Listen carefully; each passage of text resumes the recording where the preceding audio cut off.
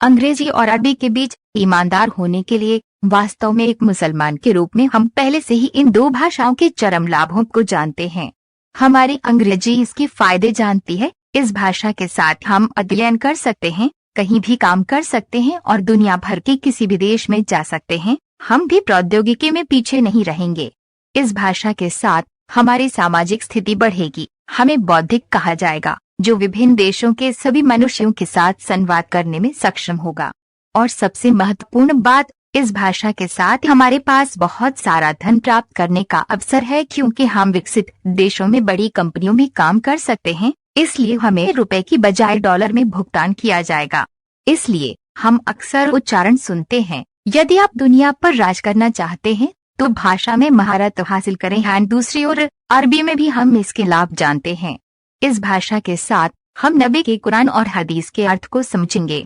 हम पूरी तरह से प्रार्थना करने में भी सक्षम होंगे, क्योंकि हम समझते हैं कि क्या पढ़ा जा रहा है। इस भाषा के साथ हम वास्तव में दम को जान सकते हैं, ताकि आप अल्लाह और उसके रसूल के मुताबिक अच्छा कर सकें, क्योंकि इस्लाम अरबी पर आधारित है। इसका मतलब है अरबी स्वर्ग के लिए एक महत्वपूर्ण साधन है। लेकिन ईमानदार होने के लिए भले ही हम उन सभी को नहीं कह सकते हैं, ये कहा जा सकता है कि हम में से अधिकांश अरबी की तुलना में अंग्रेजी सीखने में अधिक रुचि रखते हैं। हमें हमेशा अरबी कठिन लगती है, फिर भी जब हम अंग्रेजी सीखते हैं तो हमें यह मुश्किल लगता है। हालांकि हम हमेशा अरबी भाषा सीखने के बहाने कठिनाइयों का उपयोग करते हैं, अंग्रेजी नहीं। वास्तव में कुछ समय पहले संगरोधावधि से पहले एक बालवाड़ी बच्चे ने मुझे बताया कि उसे देर शाम घर जाना था, क्योंकि उसे पहले अंग्रेजी सबक लेना था। माता पिता आज भी कितने सच्चे हैं अपने बच्चे के भविष्य के बहाने, भले ही वे मुसलमान हैं। अब इसका मतलब है कि हमें स्वीकार करना होगा, अब तक यह पता चला है कि दुनिया अभी भी हमारे दिलों में उसके बाद से बड़ी है। हम दुनिया के लिए बलिदान और संघर्ष करने के लिए तैयार हैं। हम अंग्रेजी को प्राथमिकता देते हैं, भले ही हम जानते हैं कि अंत दुनिया के लाभ के लिए है। हम अरबी में कुछ संख्या रखते हैं, भले ही हम वास्तव में जानते हैं कि अंत जन्म और उसके बाद के लिए है। और इससे भी अधिक, भले ही हम खुद जानते हैं कि दुनिया नश्वर है, जबकि इसके बाद अनंत है।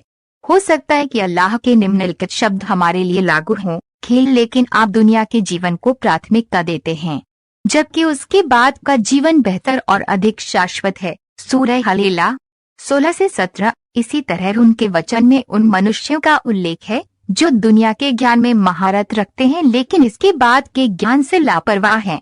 अल्लाह कहता है, खेल वे केवल जानते हैं कि दुनिया के जीवन से क्या अकेले पैदा हुआ है, जबकि वे जीवन के बारे में इसके बाद लापरवाह हैं। सूरह हर्रम 7। इसलिए एक साथ हमारे लिए आत्मनिरीक्षण, हमें अरबी से दूर क्यों रहना चाहिए, भले ही वह कुरान की भाषा हो, पैगंबर की भाषा हो और हमारा दम हो।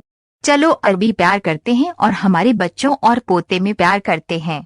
अन्य भाषाओं पर अरबी को प्राथमिकता दें, क्योंकि हम जानते हैं कि इस भाषा का अंत हमें अल्लाह सुब्हानहू व तआला में ले जाने के लिए वसीला के रूप में है।